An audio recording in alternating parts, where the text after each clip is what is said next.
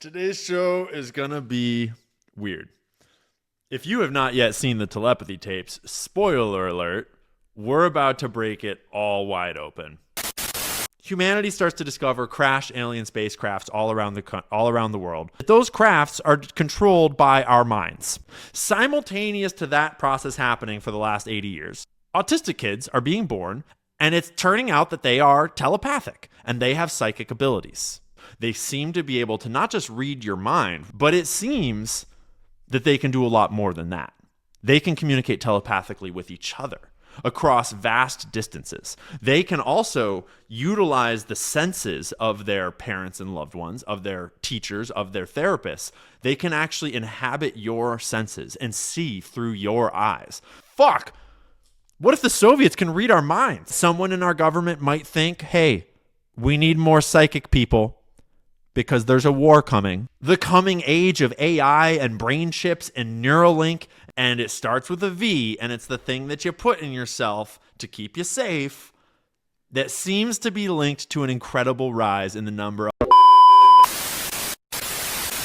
Everyone on the internet is talking about the telepathy tapes for good reason, but no one on the internet seems to be talking about the tinfoil that the telepathy tapes should be naturally bringing up in all of our minds. Tinfoil about certain things that you put in your body, maybe. Tinfoil about the government.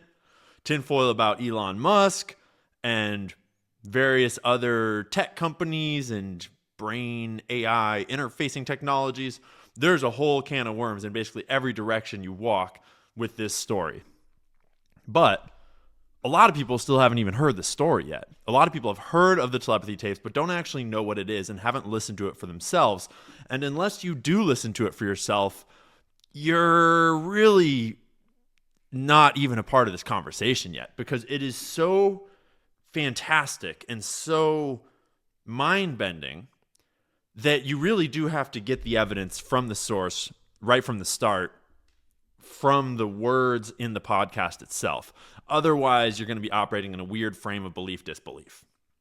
So, this is going to be a breakdown of what the telepathy tapes means about us, about God, about all of humanity, as well as a dive into some of the tinfoil that is not mentioned in the telepathy tapes, and I'm not seeing anyone talking about online.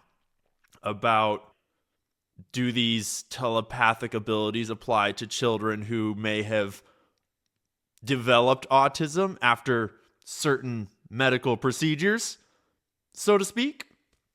And could it possibly be that the government or elements in the government, in the CIA, in the defense industry, in the tech industry, could it be that they have known about this for some time? Could there be a nefarious angle?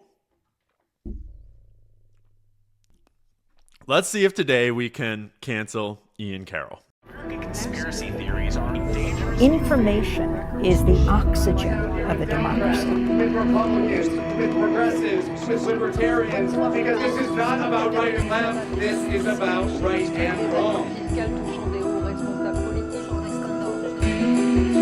It's so sick we can't talk about it. Our security is at stake.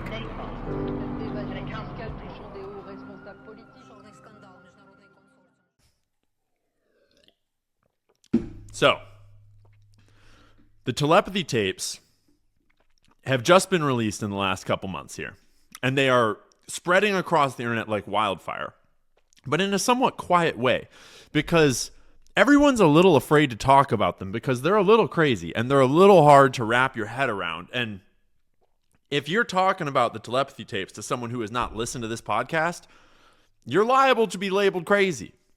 So, here's a disclaimer. Until you've listened to all 10 episodes of season 1 of the telepathy tapes, you should probably refrain from judging any conversation about the telepathy tapes because it's really complicated. That being said, I'm going to do my best to summarize why they matter, how much evidence is in them, what they're evidence of. I'm going to spoil a lot of things, but I won't spoil some of the best, juiciest parts of the later episodes that you should really experience with your own heart and soul for yourself. And then we'll get into all the tinfoil. So, if you want to listen to the telepathy tapes, a lot of people don't even realize what that is. It is a podcast. It is not a series of raw recordings of children that are autistic saying things. It is a podcast. And if you go to YouTube and you type in telepathy tapes, you can just type that in. You could also type in season 1. You're looking for telepathy tapes season 1, the whole compilation. That'll pop up with all 10 episodes in one place. They're not all in order, so double check that. It's a little weird when you get to episode 4 and you're actually on episode 5 because it skipped. And start at the beginning. Start at episode 1, season 1, right there. Because Kai Dickens is a filmmaker that stumbled across this story by accident. She was doing other stuff, and then she caught wind of this woman named Dr. Diane Hennessy Powell. She started listening to her speaking on a podcast about her research into telepathy, and it piqued her interest. And Kai Dickens had no background in telepathy or paranormal stuff or any of these things before this. And so she naturally walks her way in slowly as a skeptic, exploring why the evidence stands up and why we should take this seriously and how you can trust the data. And she went to great pains to make sure that she could trust the data. And you should all walk through that experience with her in episodes 1 and 2 because the data is fucking insane. And it's going to be really hard for you to take this seriously if you don't understand the standard, the level of scientific rigor that's going into some of these tests. Not all of them by any means, but some of them. So here is Kai Dickens' introduction to Dr. Powell, a little bit about Dr. Powell, and a little bit about how this whole series came to be. I had never heard of something like telepathy being talked about from a neuroscientist. And I went back to the intro just to learn a little bit more about Dr. Powell's background. I applied to medical school and went to Johns Hopkins. And while there, I continued to do neuroscience research and work with some of the greatest minds in neuroscience. And instead of staying on to Hopkins for faculty, I joined the faculty at Harvard. So, as much as someone can be, she's a legitimate academic. And she goes on to talk about her background in research. She started by studying Savant skills. For a quick refresher, savants have exceptional aptitude in something like math or language or art without having any formal training or exposure to the skill. So, like someone who can play piano expertly without one lesson, or someone who has a brain injury and suddenly understands calculus. So Dr. Diane Powell is studying savant skills in autistic children. And somewhere along the way, enough parents had said, look, I'm actually not sure if they are a savant. I think they might just be reading my mind. Dr. Powell's primary subjects are non-speakers who are usually diagnosed with autism. Her subjects to date communicate by pointing to a letterboard or typing into an iPad or some sort of other speaking device. She explained doing experiments with some of these non-speakers where she'll put them in a room and put the parent or teacher or whoever they're telepathic with in another room or on the other side of a partition. Then Dr. Powell will generate random numbers or random pictures, and the non-speaker will try to type out what they believe the parent or their teacher or whoever is looking at from the other side of the room. And here's the host, Suzanne Scully, asking her how accurate the children were. And if the time that they are correct is statistically significant. Oh, it's like over 95%. Over 95% of the time? Yes. So, important, critical piece of understanding about autistic people for us to build at the start here is how do autistic people's bodies work and how are they able to communicate with us?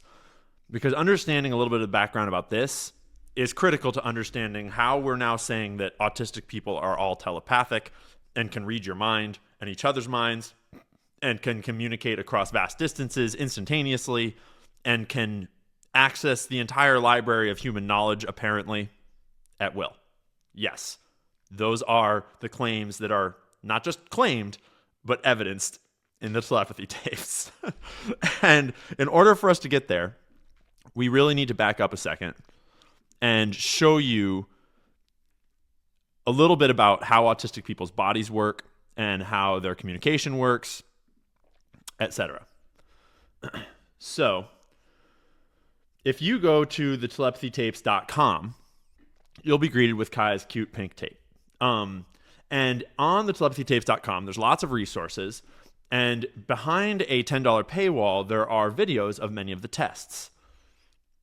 Some people call Kai a grifter for putting these things behind a paywall. I don't agree with that. I think that it is a perfectly legitimate way to crowdfund her research, and that the tests that are on the website are an awesome thank you and way to give back to people that want to support their work.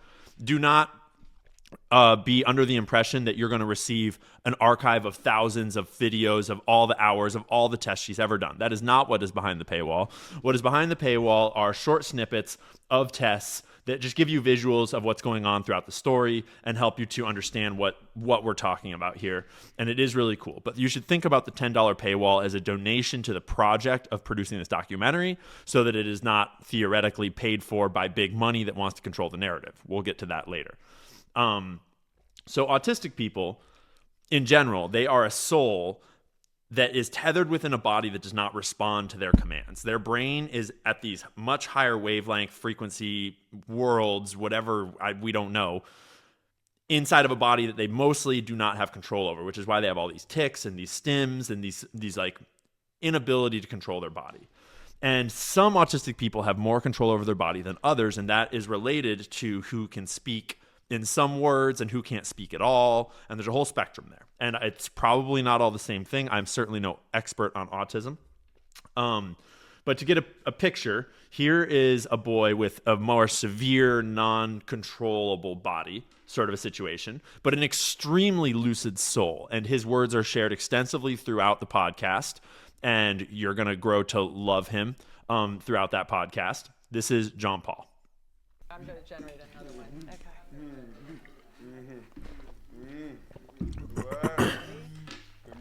So you can see how his body is doing things outside of his own control, but he can bring it to heel and he can force it to be under control enough to do gross motor actions with a lot of effort, right? Imagine the amount of effort it takes you to do an extremely hard physical task. That's the kind of effort that I presume that they describe that autistic people require in order to control their body to make these kinds of gross motor movements of pointing at letters on what's called a letterboard. 3. Yeah, 3. Mm-hmm. Good job. Takes a break. They show you the room just so you know this is part of one of the telepathy tests. Here we go. So we'll get to this, but in the case of the experiment, this number has been generated on the phone. John Paul has not seen it, and now he is reading his mother's mind and typing that number into his letterboard. You're doing so good. 8M. 5. Good. So that is a case of someone who has learned to use letterboards despite having relatively little control over their bodies. Akil, another person that you'll meet in the season 1 of the telepathy tapes, has much more control over his body, and he's able to use an iPad to type his words. Still, you can tell that he's autistic, and still you can tell that his body is not entirely his own, but it allows for a much more direct form of more rapid communication. So they've generated a random word that his mother can see, but he cannot.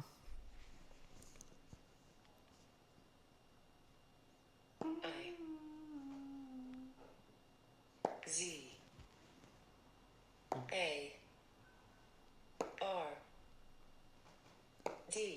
No. Izzard. Nice, Akil. I didn't touch at all. Good. Izzard. Let me get close. So you can see that he still does some stimming. He's got his blanket to help his body, to help ground him in his body. Everyone that is autistic has their own things to deal with. But what we are coming to understand through their ability to communicate is that there is a whole person and way more hiding inside of these bodies, so to speak. And for the longest time, autistic people had no way of communicating. For the longest time, they were treated as though there was nothing there, and they were dead inside, and they couldn't communicate. They didn't have thoughts. They weren't intelligent, and they were just these big walking problems, essentially.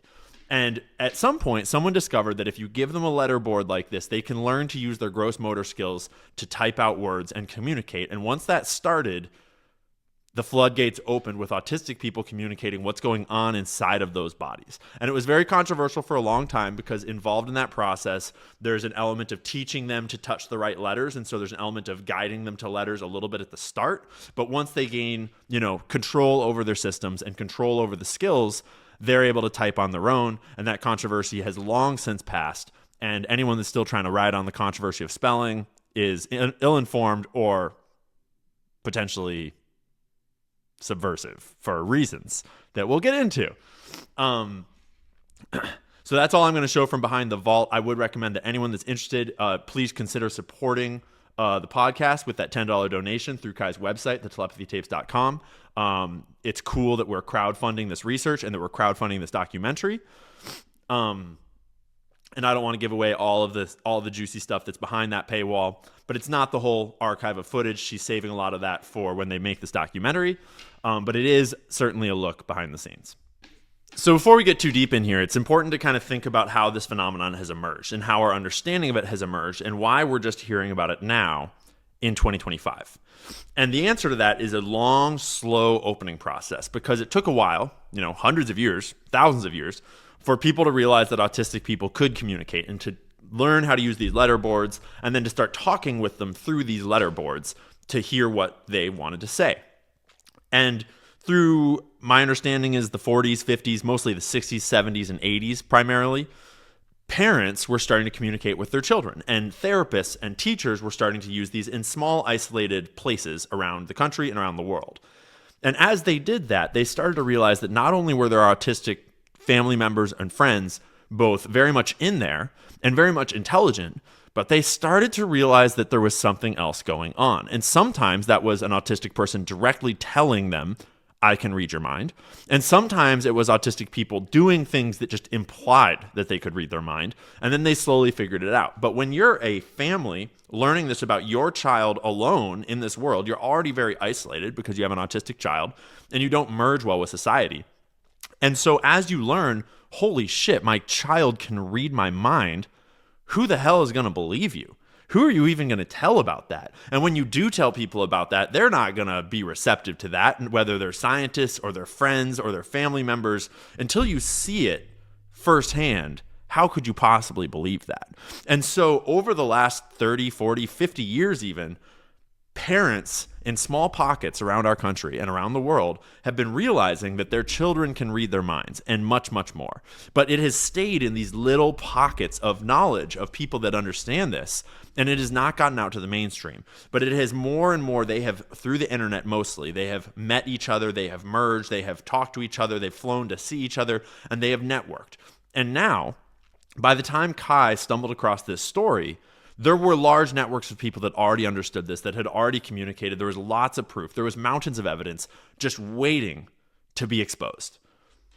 And that is what the telepathy tapes is. That's what this phenomenon is right now, is we have hit critical mass where enough examples of this are way out there enough. There's enough documentation. There's enough scientists willing to do the scientific testing.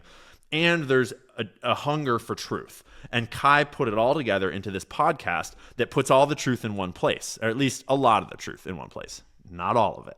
And we'll talk about the parts that got left out in just a minute here.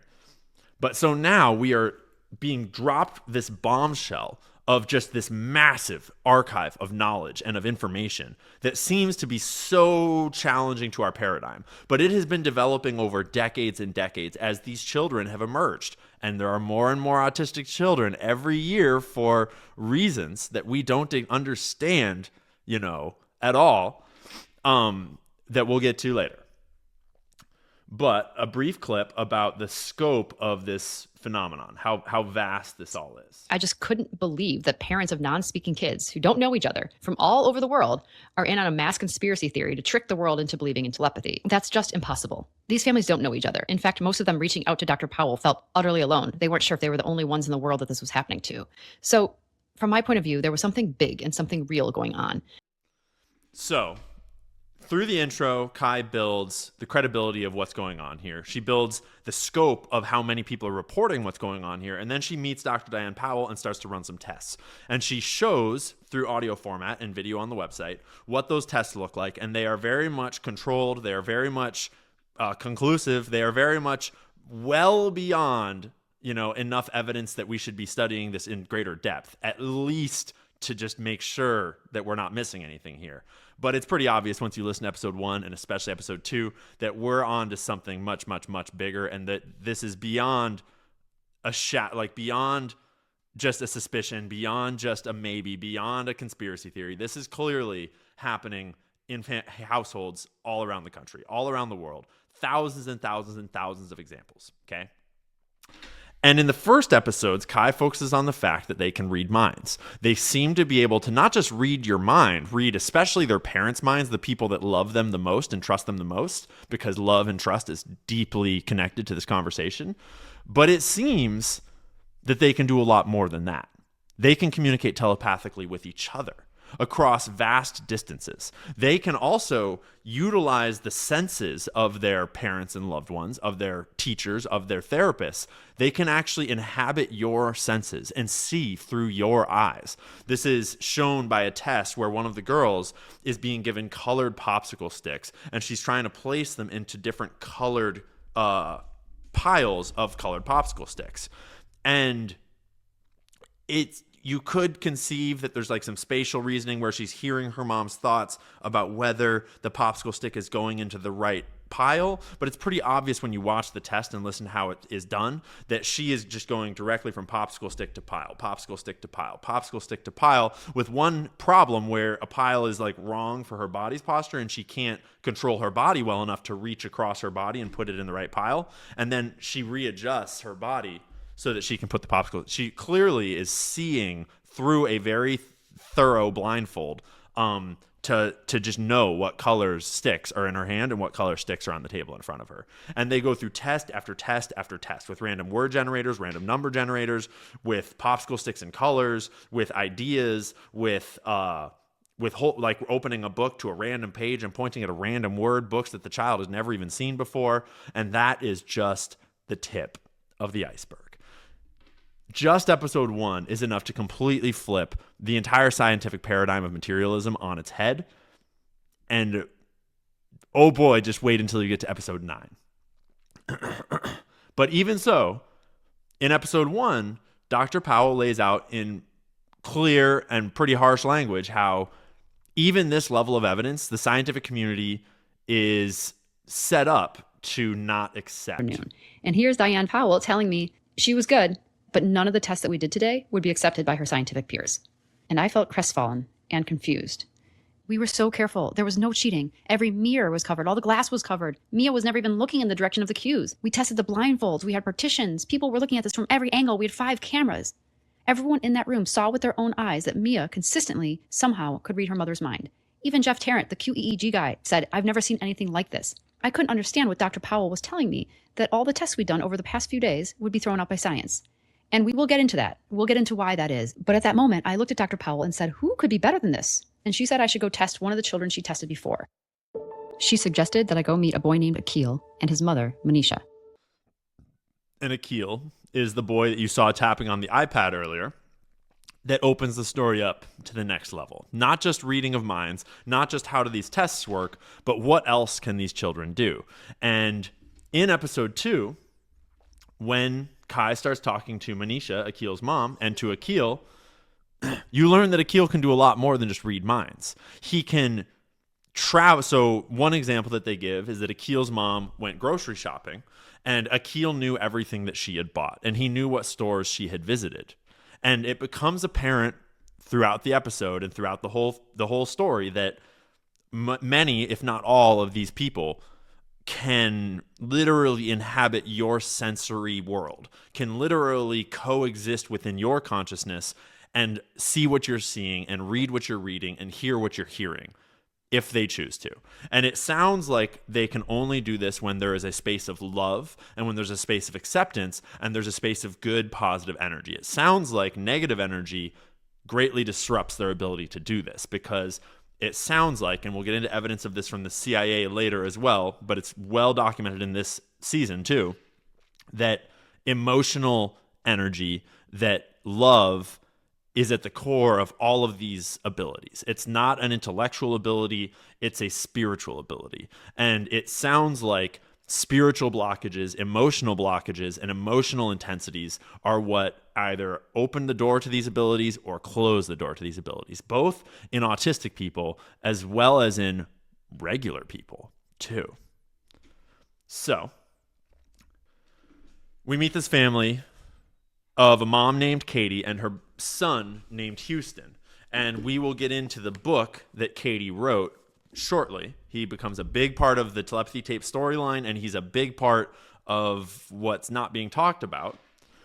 And Houston drops a really interesting insight about stones and crystals and rocks. Wow, Houston, this is incredible. I asked Katie how his passion for collecting stones started. A friend of mine gave me 3 stones, and when she gave them to me, she said she had prayed over them. So this was very strange to me. I'm an evangelical Christian, and this was just not part of my practice in my faith. So I really didn't know what to make of this. I took them home, and I was in my bathroom, and I heard the bedroom door slam open, and then the bathroom door slammed open, and Houston started shouting, "Stones, stones, stones," and he wouldn't stop. And so I just was like, "Here, take them." I mean, I didn't know what to do with them. So anyway, I went into his room a little bit later, and he had lined these 3 stones up on his bedside table on the very edge, and he was lying on the very edge of his bed as close as he could get to these stones. I was completely baffled by the scene, and I said to him, "Houston, what's all this?" He sat straight up, and he started spelling, "When you're autistic, you're a magnet for all energy, good and bad. These stones have good energy. I need more good energy."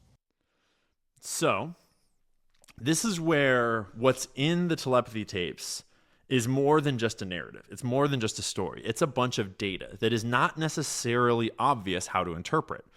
That story, if you take it at face value and you suspend disbelief and you listen to all the tapes and you just listen to what's being said, that story could mean that all stones have good energy and Houston likes all stones and that he needs good energy around him, and so he surrounds himself with stones with good energy. But there is a bit in there that implies that maybe praying over those stones imparted good energy to those stones. And I think about the experiments about good energy being imparted into water and how the water crystals froze. Famous controversial study that showed that you could impart good feelings into water and it would freeze into regular crystals. And if you impart bad energy into water, it would freeze into really messed up crystals.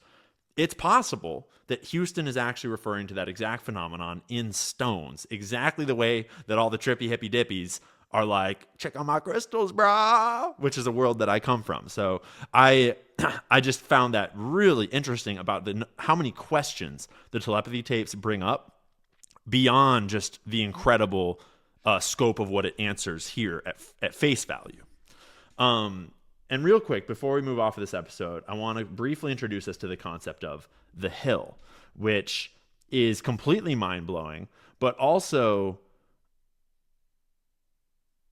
opens up a big door into what's going on here and how this whole thing is working. He was spot on every single time.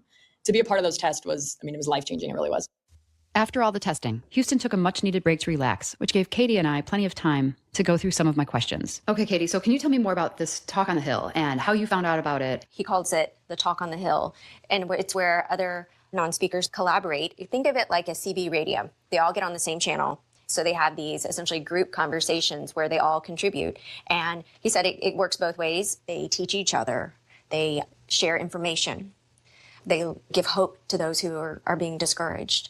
They pray for each other, and yes, it is telepathic. That might seem extraordinary, but if you realize that, like, phones and computers, we don't have to be in the same room or zip code, and that's because it's electromagnetic energy. And then Katie told a story, which I was happy to hear because it validates some of the claims about the Hill. I got a message from a mom in Utah, whom I have never met.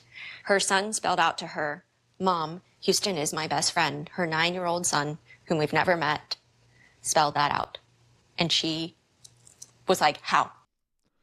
So to clarify, autistic people apparently can tune in to this channel at any time from anywhere, and they can all hang out in a spiritual space where they can communicate and collaborate and share information and ideas.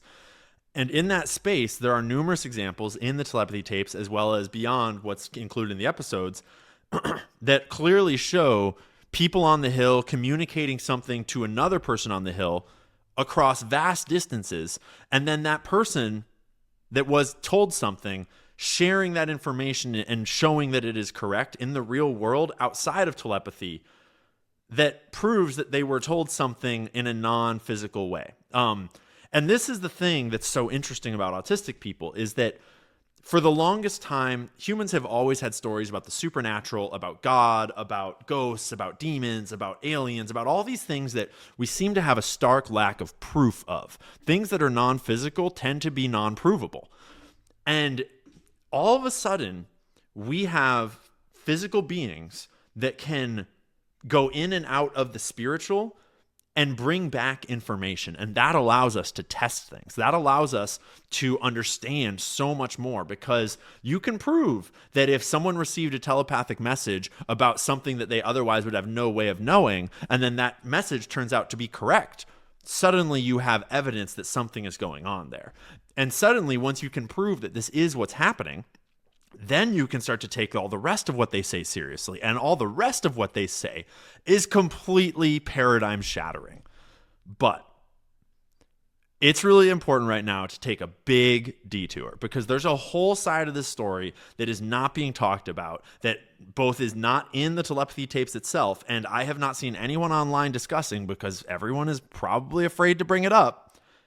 And it starts with a V, and it's the thing that you put in yourself to keep you safe, that seems to be linked to an incredible rise in the number of autistic children around the world.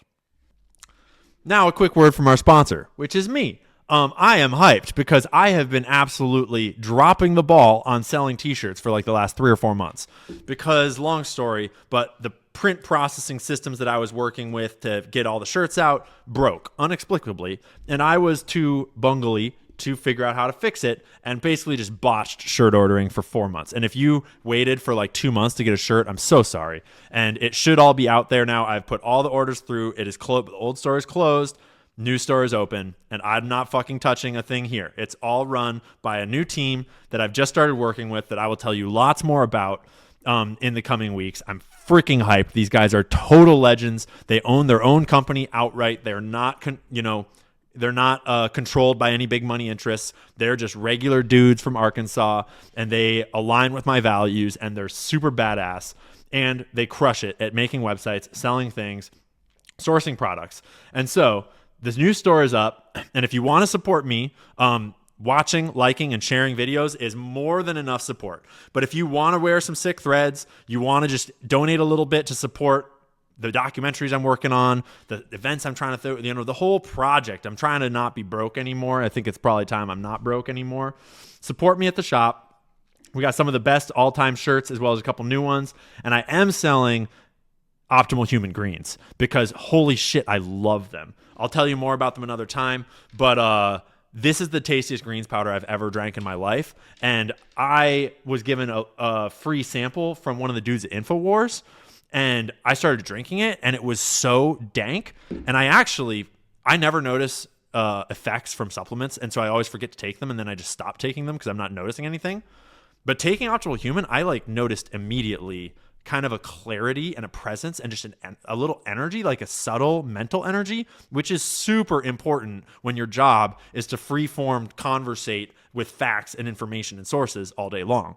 And actually, I started drinking it like a couple days before I went on Rogan, and I genuinely think that drinking Optimal Human that morning before I did Joe Rogan was why I was able to be cogent, and I'm very proud of how I did on that episode, despite the intense reactions from every side.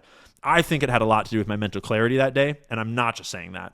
And that's why I drink it every fucking day, usually twice a day now.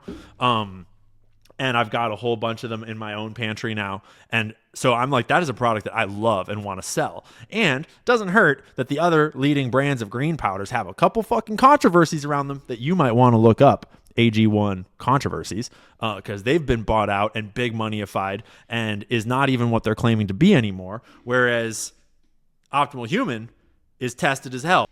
And they test them down way more depth and granularly than most supplements get tested.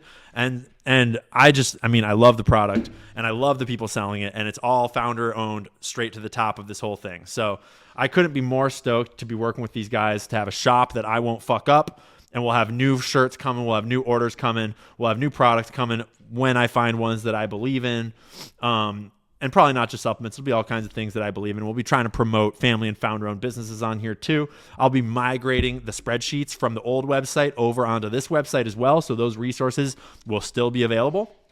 And you might sign up to our email list because I am going to be giving away 2 tickets to my event this fall that is probably moving to Austin because it got canceled in Boston. We're going to be doing it in the fall, so we're pushing the date back, and you can get entered to win 2 free tickets with airfare, with accommodation, to come and hang out with all the homies and say what's up. So all you need to do is enter your email address. There's no trick. There's no bullshit. And if you want to buy stuff, buy stuff. And if you don't want to buy stuff, I appreciate you supporting the show by watching and liking and sharing and subscribing. It means the world. I'm just a dude trying to learn what's going on, trying to share that truth with everyone else. And I'm stoked that you're here on the ride with me. There's a whole side of this story that is not being talked about, that both is not in the telepathy tapes itself, and I have not seen anyone online discussing because everyone is probably afraid to bring it up. And it starts with a V, and it's the thing that you put in yourself to keep you safe, that seems to be linked to an incredible rise in the number of autistic children around the world.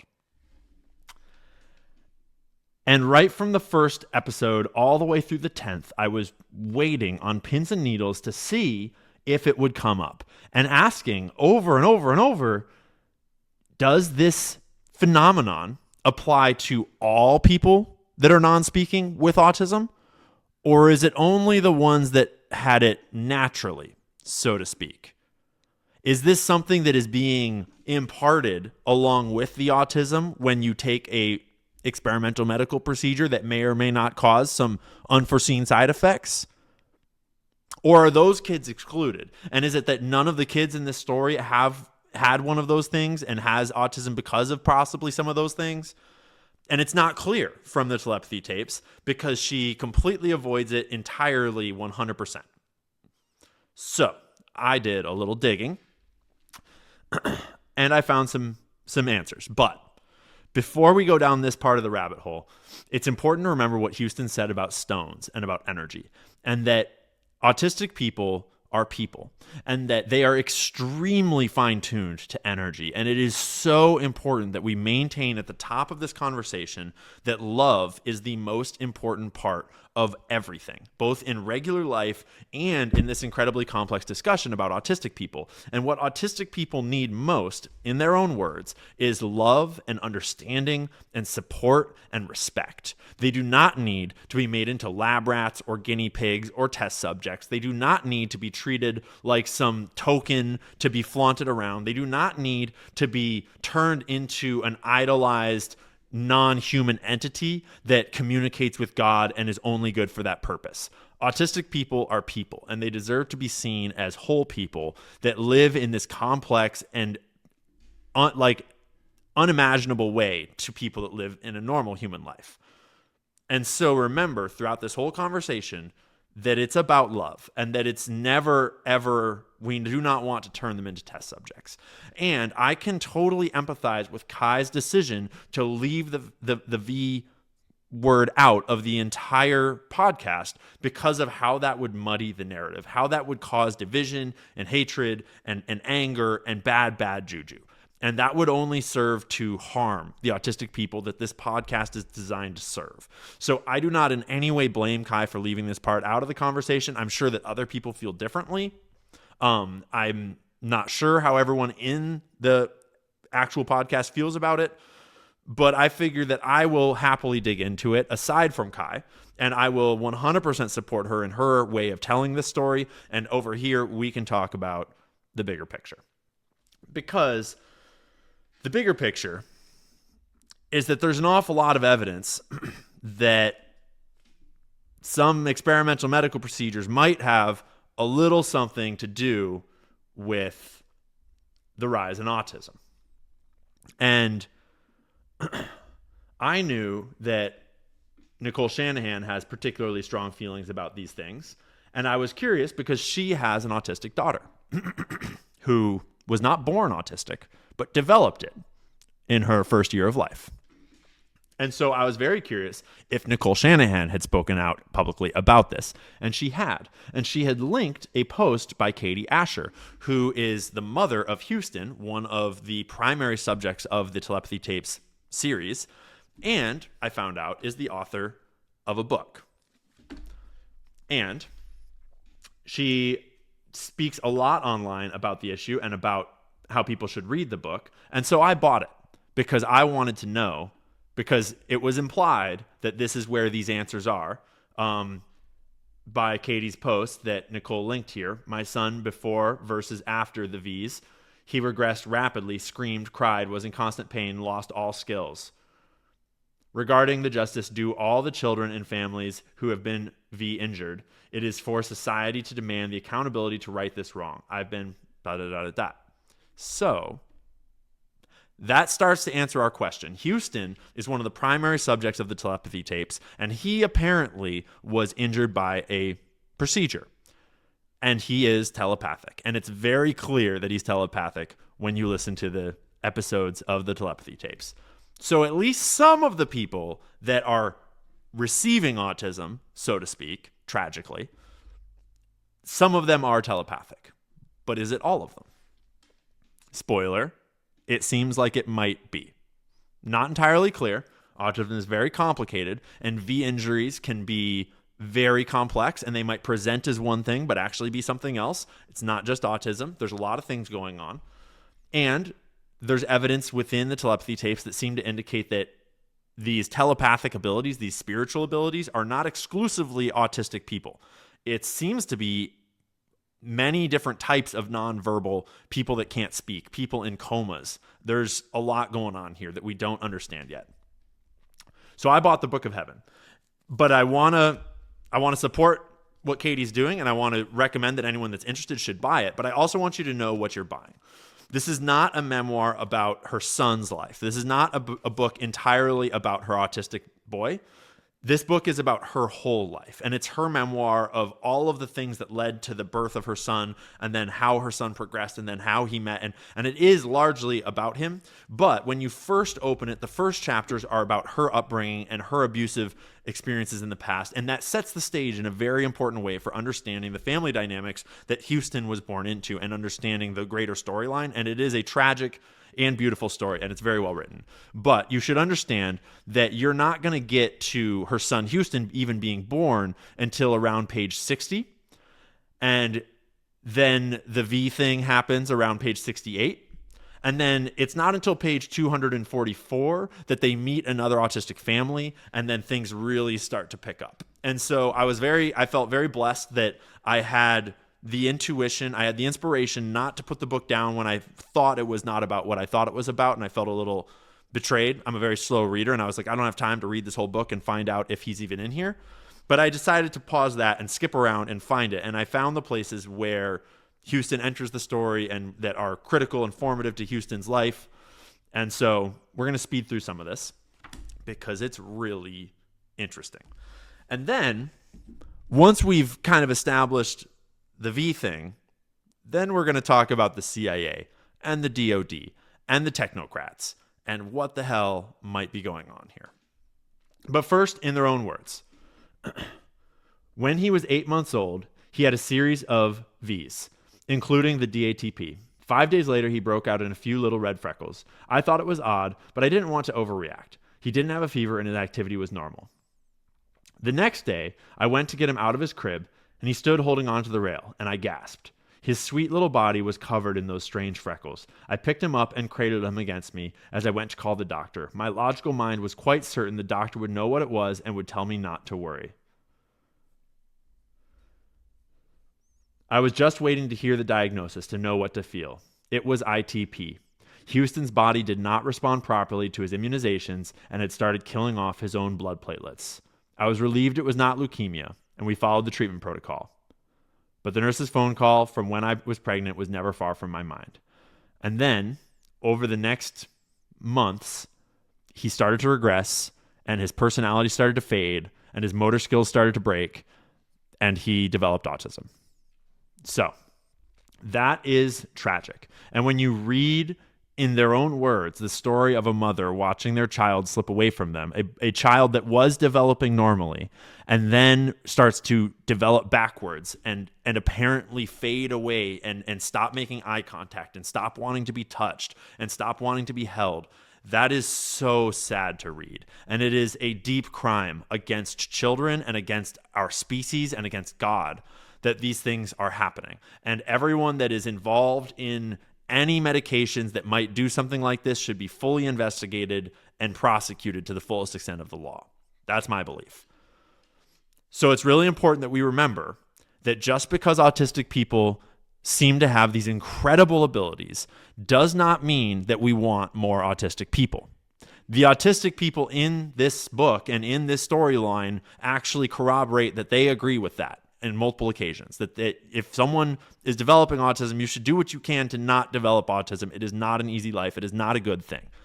But it is also true that autistic people are beautiful and whole and often happy, and that they don't wish they were different. They don't wish they were non-autistic, I think, for the most part, though maybe some do. They just want to be heard and seen and loved and respected. And so there's multiple things to hold at once here. And it's all based on love and respect. Love for children, love for parents, love for autistic people, love for the whole system. We are where we are, and it is what it is. And we don't want to keep making more autistic people. That is not the goal, ever. But the people that are autistic are presenting with these incredible gifts, and they're here for us now, and we should be learning from them and listening to them, because what they tell us is completely out of control. And here's a few examples. This is when Katie first met another family on page 250 that had an autistic son, John Paul, the student that I showed in the very first clip I showed that was stimming a lot and had very little body control. That's John Paul. And they met his family, and they encouraged Katie to teach her son Houston to use those letter boards so that he could start to spell out his thoughts, because he was almost 20 and she had never spoken with him. He had never given her a single word. As far as she knew, there was nothing in there, and she had completely given up hope. And that part is really sad to read. Here's John Paul's message. So John Paul speaking directly to Katie about what she should do for her son, Houston. It is life-changing, and that is an understatement. Houston needs a voice. We all do. Don't let time or money deter you. Don't let the fact that you tried a zillion interventions over the years that haven't worked make you gun-shy. This is the real deal, and it works. It is not a cure. We don't need a cure. We need a chance to live a life as who we are. I'm certain Houston is as excited for you to meet him as you will be. We are great people. We just need the same opportunities to be known that everyone gets effortlessly. I'm so glad you came and have an open mind. By the way, my mom is fabulous at this, and she should work with Houston and you. Once she started teaching Houston to spell using those letter boards, he eventually strung together his first sentence. And the first thing that he told his mom was, "I'm in here." Quote, he spelled, "I'm in here."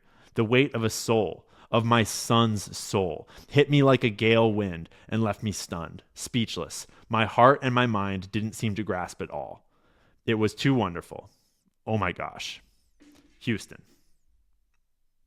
Imagine going through 20 years of life thinking that your son is a vegetable and that there's nothing in there, and then finding this ability for him to communicate, and the first thing he wants to communicate is, "I'm in here." We'll get to the CIA documents in a minute. So then, once Houston developed the ability to spell out his words and his thoughts, slowly at first and then faster over time, she started to find out that he knew a lot of shit. And suddenly the question became not, are you in there, but how the hell do you know all of this stuff? So July 3rd, 2018. If you get a chance to get this book, read chapter 36, end to end. Find it online, buy it somehow, read chapter 36, end to end. I started expanding to history to make lessons. Since it was around the 4th of July, I did a lesson on the Declaration of Independence. Then, for whatever reason, I asked, what is the famous line from the Declaration? Do you know the famous line from the Declaration of Independence in its entirety, word for word? I bet most Americans do not. He spelled it out. We hold these truths to be self-evident, that all men are created equal, and they are endowed by their Creator with certain unalienable rights, that among these are life, liberty, and the pursuit of happiness. I sat there in shock. How do you know this? Keep going.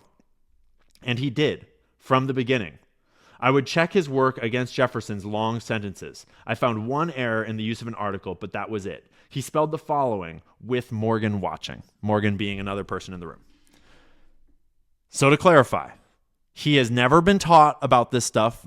Autistic children are usually being given kindergarten classes over and over and over for their entire lives. He's just been taught like colors and shapes and basic numbers and letters over and over and over and over and over. There's no reason he should know anything about the Declaration of Independence, let alone be able to recite it verbatim on the spot with no practice. Quote, this is what he spelled on the fly. When in the course of human events it becomes necessary for one people to dissolve the political bands which have connected them with another, and to assume among the powers of the earth the separate and equal station to which the laws of nature and of nature's God entitle them, a decent respect to the opinion of mankind requires that they should declare the causes which impel them to the separation. Over the next several days, he continued to write out the entire freaking document. Sometimes I would let him take a break. Barely. I was desperate to know all he knew. I was desperate to know him. Like a mother who hasn't gotten to talk to their child in 2 decades, I wouldn't let up. The Inquisition began. And so she started to just ask him questions. She stopped teaching him lessons and started just asking him questions like, how much do you know? And how do you know it? And some of the stuff he knows is crazy. Like all these questions. You don't know the answer to these questions. Name 2 people responsible for the Declaration that died on the same day. What day did they die? Do you know who she's talking about? July 4th, 1826. Who are 2 famous American people that died on July 4th, 1826? Jason, my future son-in-law, was listening and interjected, there's no way he knows that. Houston, as if to defy us all, continued spelling, unaffected by the disbelief, John Adams, Thomas Jefferson. Who was the oldest person who signed the Declaration of Independence? Do you know the answer to that? It was Benjamin Franklin. How old was he? 70. This goes on and on and on. And Houston, all of the answers and responses are chronicled here. And at one point, he reminds us of something that all Americans could use being reminded of. Who inspired Thomas Jefferson as he wrote the Declaration of Independence? Houston answered, John Locke. What was his philosophy of government? Houston answered, contract between the people and government. What do people give the government? Houston answered, permission to govern. Eventually, she asked, do you know any other important documents? Yes. Which ones? The Gettysburg Address. Do you know the Gettysburg Address? Because Houston, an autistic kid, does. By heart, word for word. Having never been taught it before, probably having never seen it in his life. I asked him to spell the Gettysburg Address, and he spelled, quote, 77 years ago, our fathers brought forth on this continent a new nation, conceived in liberty, and dedicated to the proposition that all men are created equal. Katie videotaped. It took 11 minutes. I asked who wrote it and why they were fighting. He spelled Abraham Lincoln and slavery. It goes on and on and on. She asks him, how do you know all of this? And he says, internet. Spoiler alert, it's not the internet. But this is when Katie and Houston were first connecting. And this is when he was first showing what he could do to her. And she still didn't know that he could read minds, let alone all the other stuff. And so you can see in the evidence of these conversations that he was nervous to tell her what was really going on. Later on in the conversation, again, she asks, did you read or hear that story? It was on the internet. What website? Fox News. As if he's reading Fox News. Here is a small piece of evidence about autistic children not encouraging us to have more autistic children. Morgan, another person, called, and on speaker, we discussed an earlier conversation with a mom who has a newly diagnosed 2-year-old with autism.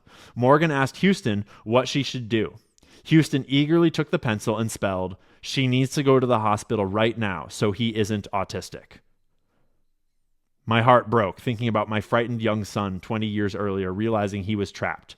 I asked if he remembered everything I tried to do to help him. He spelled, I know you tried hard for a long time and it didn't work.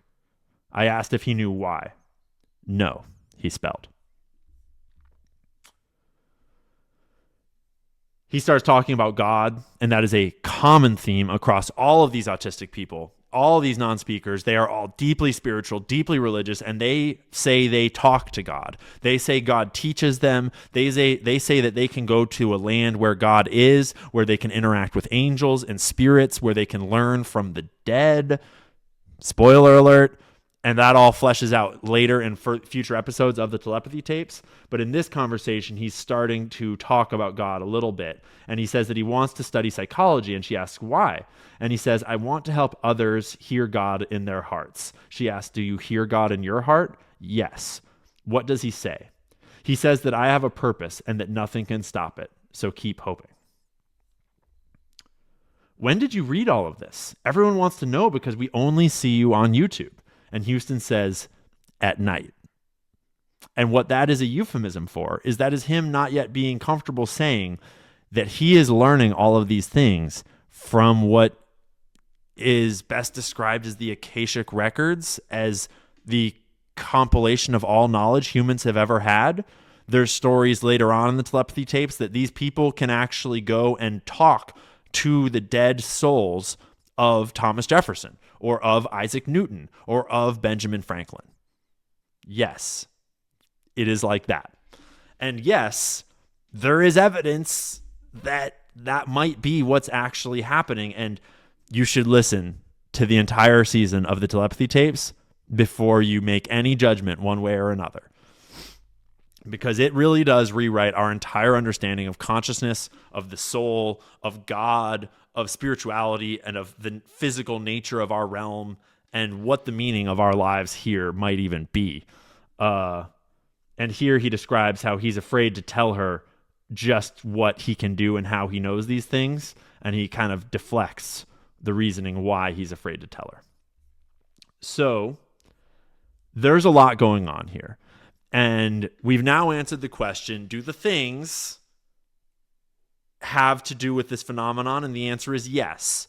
And Kai made a conscious and intentional decision to not include that discussion at all in the telepathy tapes, and that is perfectly okay as far as I'm concerned. You can have your own opinion. We'll talk about it out here, and that's fine. I really, really hope that we do not cloud the conversation with all of this political hatred and bullshit and evil. It's like love and respect and kindness, please. Because we are where we are. These kids are how they are.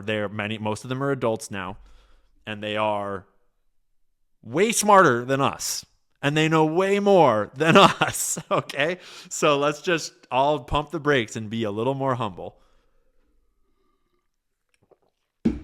And now let's talk about the tinfoil. Because what first opened my mind to the concept that maybe there's more to this reality than just the physical matter. Maybe God is real. Maybe there are other realms. Maybe time is not linear. For me, the first piece of evidence that really kind of popped that bubble was the CIA's long history of funding research into what's called remote viewing, which is where a person basically meditates and then in their mind projects their spirit or consciousness to another place and sometimes even to another timeline and observes the real world through remotely projecting their consciousness and comes back with real information like descriptions of a place or words that were said in a conversation or words that are on documents in a room on the other side of the world. If you don't know about remote viewing, look into it. It's a wild phenomenon. And the CIA thought it was so wild that they have invested tens of millions of dollars that we know of over the years into many, many, many hundreds of tests into this kind of stuff. If you search for CIA history of remote viewing on your search engine of choice, you will quickly find the first link I have here, CIA.gov reading room. This is an officially declassified report that was an evaluation done in the 90s, 1995, of all CIA remote viewing projects to date. Mostly it's focusing on Operation Stargate, right? That's the name of it? Project Stargate? Yes, Project Stargate. As well as a couple other subsequent CIA and DIA programs. Beginning in the 1970s, it has conducted a program intended to investigate the application of one paranormal phenomenon, remote viewing, or the ability to describe locations one has not visited. There's all kinds of good juice in these documents, both about how the experiments were conducted, how statistically significant they were, how much range and room for error was involved, and some of the conclusions that were drawn. And one of the early conclusions is that evidence has not been provided that clearly demonstrates that the causes of hits, as in correct guesses, are due to the operation of paranormal phenomena. The laboratory experiments have not identified the source or origins of the remote viewing phenomenon. So they know that something's happening because they're getting more than random chance generation of correct answers, but they don't know how it's working or what's going on, is one of the early findings. Quote, the information provided was inconsistent, inaccurate with regard to specifics, and required substantial subjective interpretation. In no case had the information provided ever been used to guide the intelligence operations. Thus, remote viewing failed to produce actionable intelligence. So there's a lot of stuff going on in these documents, and there's a lot of stuff going on with remote viewing, and it's pretty clear that the CIA for a long time did not really understand what they were doing. It seems like they know a lot more about it now, and if you don't know about the Gateway Project and the Gateway tapes, that's a whole other rabbit hole for you to dig into. But in these earlier tests, they seem to be a little lost and not know exactly what's going on. But since 1986, perhaps 50 to 100 additional studies of remote viewing have been conducted. At least some of these studies represented significant attempts to address methodological problems noted in the review conducted by this panel. So they've been through lots of iterations of these tests, and they have learned a lot over the years. And one of the later conclusions is this, written by a single scientist. There is little benefit to continuing experiments designed to offer proof, since there is little more to be offered to anyone who does not accept the current collection of data. And what that means is we don't need to do any more experiments to prove that this is a possible phenomenon. What we need to do is experiments to understand what the hell it is and how it works. Because what he's saying here in the sentence is that they already have all the proof you could ever need that remote viewing is real and that it is possible, and they just need to understand it better. Because the variability in their tests seems, when you read through it and when you understand what's going on here, it seems like it's because it's an ability that can be honed, and some people are born better at it than others, and so some people are no good at it, and some people can't do it well, and so you get lots of negative tests. And then some people are super fucking good at it and can be highly accurate with this remote viewing capability. This remote viewing stuff is very tied to what the autistic people are telling us they are doing as well. Just to, tie us back in. We're going to come back around. This is particularly poignant. This is in 75. One of the apparent successes concerned the West Virginia site, in which two remote viewers purportedly identified an underground secret facility. One of them apparently named code words and personnel in this facility accurately enough that it set off a security investigation to determine how that information could have been leaked. Based only on the coordinates of the site, the viewer first described the above-ground terrain, then proceeded to describe details of the hidden underground site. The same viewer then claimed that he could describe a similar communist bloc site and proceeded to do so for a site in the Urals, which is the mountains over in the USSR. According to Puthoff, and Targ, the two reports for the West Virginia site and the report for the Urals site were identified by personnel in the sponsor organization as being substantially correct. So, I'll skip over to it. I actually, through a series of investigations, accidentally stumbled across finding the original reports of those original tests specifically, where the two different subjects that were told to view the West Virginia site wrote out their findings. And it's here, and it's here. And right here, on a later date, Subject 1 was asked to return to the West Virginia site with the goal of obtaining information on code words, if possible. In response, Subject 1 supplied the following information. Top of desk had papers labeled Flytrap and Minerva. File cabinet on north wall labeled Operation Pool, third word unreadable. Folders inside, cabinet labeled Cue Ball, 14 Ball, 4 Ball, 8 Ball, and Rack Up. Name of site vaguely seems like Hayfork or Haystack. And that is all from inside of a room in a CIA studies facility far away, having never been to this West Virginia site, only given coordinates that he should project his consciousness to. And that is the original study, the original reports of what turned into the report we just read, where they had a whole security lockdown and briefing about how the hell this information had leaked, because there's no way they should have known this. So here's some conclusions that they drew about the whole body of work that the CIA had produced about remote viewing, and some of them are pretty striking. 1, free response remote viewing, in which subjects describe a target, was much more successful than forced choice experiments, in which subjects were asked to choose from a small set of possibilities. That makes zero fucking sense. If you give someone a multiple choice test where there's 4 options, and then the other person, you give them a describe what the location at coordinates A and B are, the chances of free describing a place that you only know the coordinates of are 1 to a billion. How could you ever know what to describe at some random coordinates, right? You would think that person would be wrong all the fucking time. Whereas if you have 4 choices, you're going to be 25% correct on average, right? But what this says is that is not the case. Trying to contain the information into a multiple choice situation is not as successful. And actually, they had more success when free describing the location, which is strong evidence that there's something going on here. There was a group of 6 selected individuals whose performance far exceeded that of unselected subjects. The fact that these same selected individuals consistently perform better than others under a variety of protocols provides a type of replicability that helps us substantiate the validity of the results. If methodological problems were responsible for the results, they should not have affected this group differently from the others. So there was a group of 6 people that were really good at remote viewing, and they performed exceptionally well in multiple different studies under different circumstances with different researchers. And they're saying that shows evidence that it is a phenomenon and it's not a fluke of one test or another test. That also explains why some tests might not show as good a results, because some people are just better at this than other people. Mass screening efforts found that about 1% of those who volunteered to be tested were consistently successful at remote viewing. This indicates that remote viewing is an ability that differs across individuals, much like athletic ability or musical talent. To just elaborate on that point. At the time, although I think this is not true anymore, I think they've figured this part out.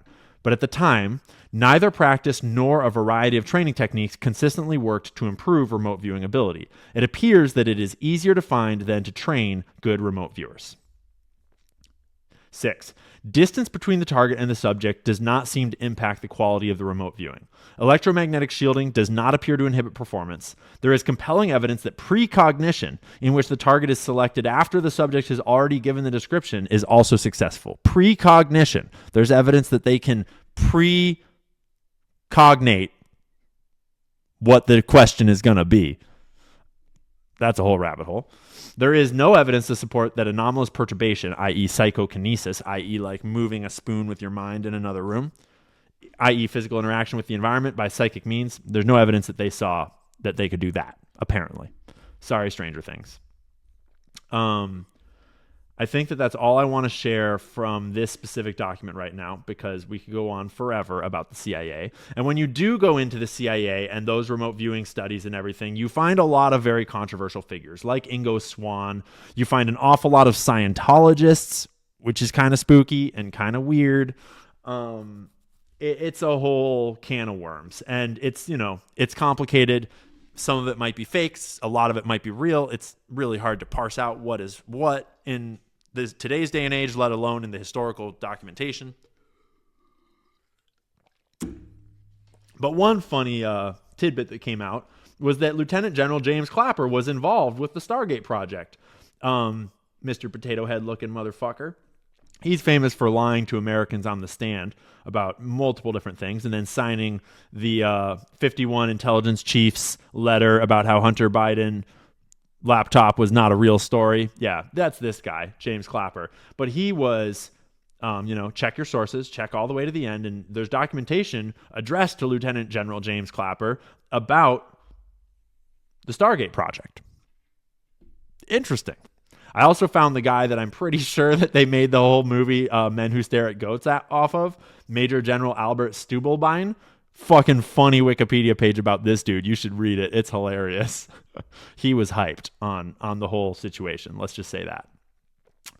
But it's not just old documents. There is follow-up to this day. This study was published in 2023, May, and they reanalyzed all the evidence to date to a certain degree. And they applied a very important understanding that aligns with what the telepathy tapes are teaching us, and that is that emotional intelligence is extremely important for these abilities. The analysis applied to the second group produced significant remote viewing related effects corresponding to the positive influence of EI, emotional intelligence. I.e., hits in the remote viewing experiments were 19.5% predicted from emotional intelligence, with small to moderate effect sizes. So emotional intelligence is deeply tied to the ability to do these things. And just a reminder that you should check sources because you never know what you're going to find. And I was reading their study and I saw that they said that an entire cache of documents had been declassified, and then they gave a source, Puthoff, 1996. So I clicked on it, and it linked to this Google Scholar article. So I clicked on it, and that linked to this website, which looked kind of sketchy. It kind of looked like some conspiracy theorist, mishmash. But the words seemed official. And so I kept reading, and then in there I noticed that they cite their sources too. And I found, okay, let's just double check their sources. And in their references, they have them cited, and I just copied this whole block of text and threw it into Google, and boom, right away popped up this original report from the CIA from the Stanford Research Institute about these original remote viewing tests that contained the documents, the maps, and all the descriptions of those original tests that had originally set Project Stargate in motion. That was cool. So just, reminder to always dig and dig and dig and look for sources, and you'll never know what you'll find. And I think the last source that we want to talk about here is related to UAPs and to the alien stuff. And it came out last year, kind of like slow dribbled. And it's these documents about this project called Operation Kona Blue. And they were controversial. They still are. They say maybe it's all a cover up. Maybe it's all a scam or something. It's hard to say. I always remember them because of the funny, horrible PowerPoint slides that were included in the D-class documents. But they have some really juicy tidbits in there that apparently they're spending hundreds of millions of dollars on trying to reverse engineer retrieved, crashed UFOs, so to speak. And they had a whole bunch of language in the report about what the purpose was and what they're doing that implies an awful lot of things about how alien crafts seem to work. Most notably, quote, the Consciousness Center is, the Consciousness Center is responsible for, quote, expand on remote viewing and remote communication to communicate, retrieve data, and transport across dimensional/space-time barrier. That's weird. Later on, it says one of the goals of the Consciousness Center was to study, study consciousness interactions with and control of technology, seeming to imply that alien crafts, UFOs, are controlled telepathically, controlled by some sort of psychic ability. And all those things line up perfectly with the vast majority of whistleblowers and of UAP abduction stories and all of the like, even though it's an extremely convoluted pile of psyops and shit and Lord knows what. When you start to sift through it all and try to parse what is aligning and what is more likely true than not and what's really going on here, this stuff kind of lines up. And now we've got these autistic kids that are coming out with a similar phenomenon that is in many ways corroborating a lot of what is being said in these other fields. And now we're going to ask some really weird questions. And we're just asking questions, okay? But I can't help but wonder,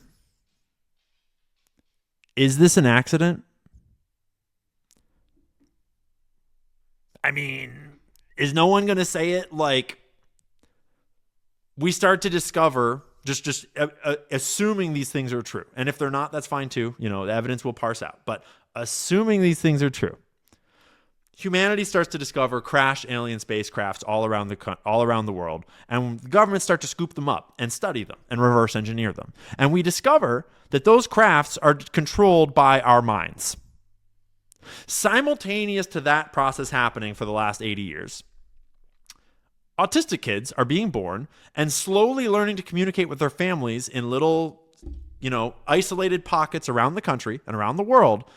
And it's turning out that they are telepathic and they have psychic abilities.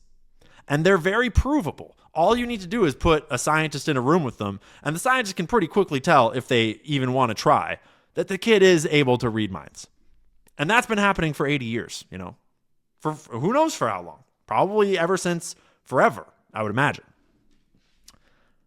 And then suddenly, somewhere in the 70s, 80s, 90s, we start to develop more and more of these experimental therapies that are not always tested to the highest rigor, that many of them save some lives, and many of them are probably great technologies, but more and more they're profit-taking schemes. More and more they are divorced from what the actual original scientific intent of the thing was. And now they're just shielded from liability, and they're just popping them out willy-nilly, and you should be given like 100 of them to your newborns. And they seem to be linked to an insane rise in the prevalence of autism. Something is linked to an insane rise in the prevalence of autism. And Bobby always cites some statistic that I'm going to forget that's like, it used to be 1 in 30,000 or something like that, like a hugely small number. And now it's like 1 in 50 or 1 in 32 or something like that in the state of California, which is just like... And to be clear, it's not 1 in 32 are nonverbal autistic, which is the type of people we're talking about that have clear psychic abilities, but it's, clearly increasing. And if the things are in any way related to this increase in numbers, someone has to put on the tinfoil hat and ask the question, is it possible that there is some amount of intent there, possibly at the highest levels in some small secret rooms where they're not telling everyone else what they're really doing?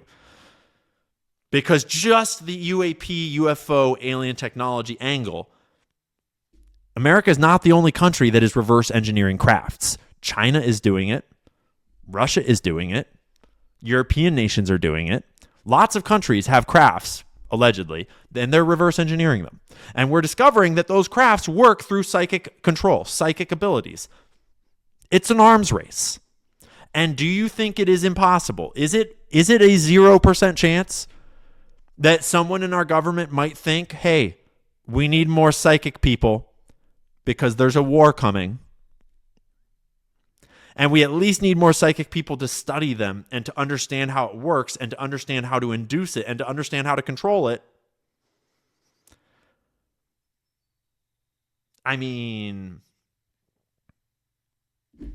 That's not to mention the coming age of AI and brain chips and Neuralink and all of these, like Elon Musk and Palantir and Peter Thiel and the whole technocratic deep state that is currently chomping at the bit of the Trump presidency to just get more and more of these like high-tech technocracy style ideas just built into our lives at every turn. I could imagine a number of incentives for those industries to want to study autistic people and to want to know more about how the mind works and how the consciousness works and how to create machine-brain interfaces. And none of those thoughts are good thoughts either. So, yeah. And all of that is beyond the fact that the CIA has been in a psychic war with its enemies ever since the Cold War. That was the whole point of all the documents we just looked at of Project Stargate and all these other programs, is they were thinking, fuck, what if the Soviets can read our minds? What if they can remote view our sites? How do we defend against that? How do we go on the offense? How do we utilize that? We need to understand this because this is the most powerful weaponry that the world could ever know. Right?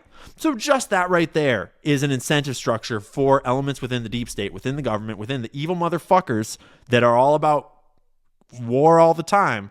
They would be incentivized to study autistic people as well. So I'm not saying that I think that is happening. I'm saying I fucking hope that that is not happening. But it's a conversation that we should probably have, at least over here with my homies that have the tinfoil. Because if we're not the ones that are going to have it, then who's going to have that conversation? Because I know Rachel Maddow is not going to be talking about any of that on MSNBC anytime soon, assuming her show stays up.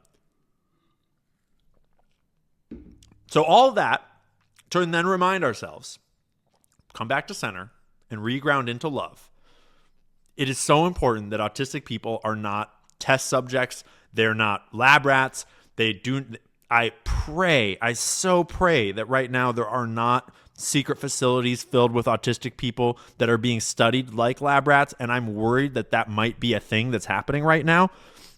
And if there are any autistic people out there, or parents of autistic people, if you could ask your autistic children and autistic family members if they are in communication with people in those situations, we would like to know, because we would like to shut that down and free those autistic people. And what we are to understand is that autistic people can have psychic connections with anyone all around the world at any time, basically. And so if there are autistic people being held against their will and experimented upon, it would be really great for us to know that, if that's possible, because that needs to not happen under any circumstances. And the unfortunate truth is that that's probably happening in other countries like China. I would assume that the Chinese Communist Party would have no qualms about doing that, seeing as you're not even allowed to have more than one kid anyway. So, a lot of these kids don't exist. So it's complicated because, what if the aliens are coming to kill us? And what if we do need to develop a space force that can fight the aliens? I don't fucking know. Maybe there's a time machine. Maybe Donald Trump's uncle, John Trump, actually did get Tesla's fucking time machine. Who knows? I don't know, okay? That's what I'm saying. Is that when you open your mind up to the tinfoil, you just need to be a little humble that we don't know what's going on. And you don't necessarily know what's right and wrong, but we at least know what's lies and truth. And the truth is starting to emerge. And everything in the telepathy tapes indicates that autistic people are vessels for truth, that they're almost incapable of lying because they carry a sort of divine truth within them, because they are from a different world. They live more in the divine realms than in our physical realms. And I'm not going to spoil it all, but once you start to listen to episodes 6, 7, 8, 9, and 10, you start to realize that these people are not only themselves more intelligent than 99% of humans on this planet, but they actually are accessing spiritual realms and parts of information and abilities that we would have never thought possible. And it is entirely likely that it is possible, not just for autistic people, but for regular people too. And I think that we're starting to lay the groundwork, lay the foundation of religion and science coming back together where they belong, and realizing that both are true at once, that God is real, and that there are spiritual realities much higher than this physical one, and that these autistic people are an excellent guide, whether they were sent to us or not. Regardless, they're here, and they are guiding us with obvious object truths to help us evolve spiritually. And that is a huge responsibility for them and for us and for all of humanity. But science is not occluded from that. Science is the process of exploring God's creation and coming to understand it better. And science is the process by which we are able to listen to these autistic kids and demonstrate through experimentation beyond a shadow of a doubt that they are actually doing what they say they're doing. Science is not a thing that requires a PhD or a lab suit or a testing site. Science is just the process of asking a question, designing experiments and hypotheses, testing those experiments and hypotheses in rigorous ways that are replicable and are, have all these elements that help to prove that it's real, and then drawing conclusions and retesting and redrawing conclusions and rechallenging and retesting. That is open source. That is just the process of observing, asking questions, testing, and reobserving. And we can all do it. And that's the beauty of how this autistic phenomenon is happening, is that it's emerging inside of humans all around the world, somewhat at random even, and there's no putting a lid on it. You can't stop it. It's just happening. And as far as we can tell, all of these kids that are autistic, they are all pure light. They're all souls of pure good and love. And they all seem to be saying that love is how you access these abilities, and that you don't even get access to these realms, these places where they're communicating telepathically, if you're not filled with love. They really do paint a picture that negative emotions, that evil and greed and sin and all the things that keep us trapped in this evil mortal realm, they really do paint a picture that those are spiritual blockers that actually prevent you from accessing this technology, so to speak. And if that's true, that's like the most bullish thing I could ever imagine hearing, because that means that the next evolution, the next war, the next great ability that could end humanity is actually gatekept by love and positive intentions. And that is deeply encouraging. Regardless of whether that's true or not, I think we should all be proceeding with love and with compassion and with the best of intentions for everyone involved. And that starts with realizing that you are just a normal human.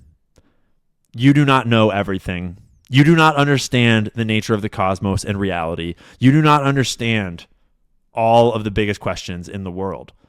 And when new evidence is provided, you should probably just pause and calm down and take a minute and listen.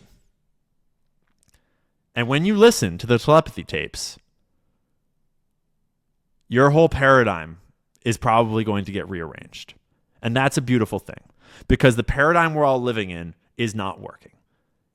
Our youth are more depressed and more broken and less competent and less hopeful than they've ever been, at least in recent recorded history. We are on a fast track to World War III and the destruction of potentially the entire human race, if not many millions or billions of people. Whether that's thermonuclear war or cyber war or some other hybrid form of war, we need to change something about what we're doing. Our governments are all corrupt. Our people are all impoverished. Everyone is fighting over bullshit. And now we have these autistic people kind of just springing up out of the soil like mycelium, offering hope and guidance and wisdom. And I think that's the best metaphor to end on, is that this feels like a deeply spiritual process that we are all going through together. And if you're not already having your own personal spiritual awakening in 2025, it might be time to start, because the ailments that plague our civilization are spiritual, and they are rotting us out at our core.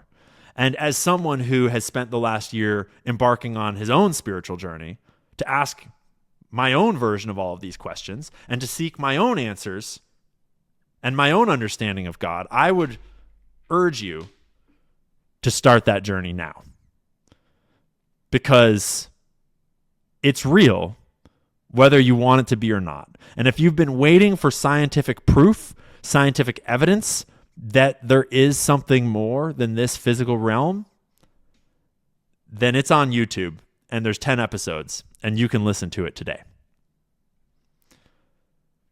That's all for me. That's all for the telepathy tapes for now. Please lead with love. Please, next time you see an autistic person, send them nothing but positive energy and respect and gratitude. Please treat people around you with that same love and respect and gratitude, because it might be that we're not all so different and disconnected after all. It might actually be the case that we are all one, and God is in all of us. Conspiracy theories are dangerous. Information is the oxygen of a democracy. With Republicans, with progressives, with libertarians, because this is not about right and left, this is about right and wrong. It's so sick that we can't talk about it. Our security is at stake.